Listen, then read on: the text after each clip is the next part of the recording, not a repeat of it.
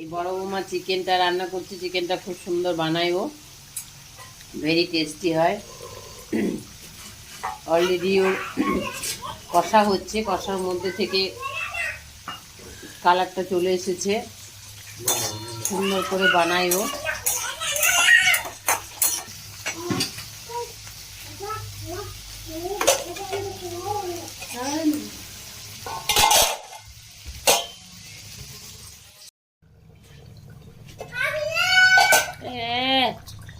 ফাটাফাটি ফ্যান্টাস্টিং।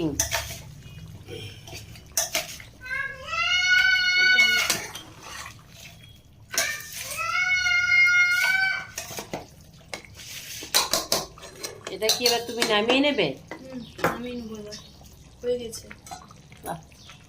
কালারটা কিন্তু চলে এসেছে।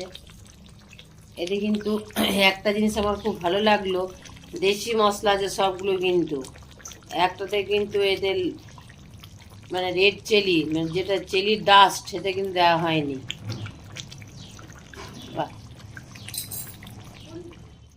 কালারে ফ্যান্টাস্টিং কালার। এটা কি করবে এবার? নামিয়ে নেবে? চলো নামিয়ে নাও।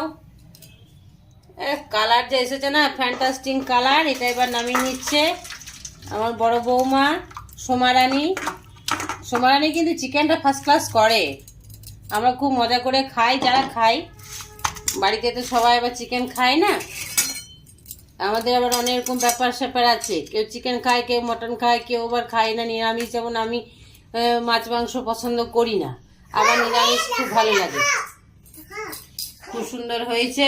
এটা এবার কি করবে তাহলে? পরিবেশন করবে, তাই তো? ভাতের সাথে গরম গরম খুব ভালো লাগবে, রুটির সাথেও ভালো লাগবে। না ঝোল না লাগা লাগা, ঠিক মিডিয়াম সাইজ আছে, মিডিয়াম পদ্ধতিতে বানানো হয়েছে। তাহলে এবার ঢাকা দিয়ে রেখে দেবো। এটা ঢাকা দিয়ে এবার রাখা হবে কিছুক্ষণ, তারপরে এটাকে পরিবেশন করা হবে। থ্যাংক ইউ বন্ধুরা। টুডে রেসিপি চিকেন ঝোল কষা।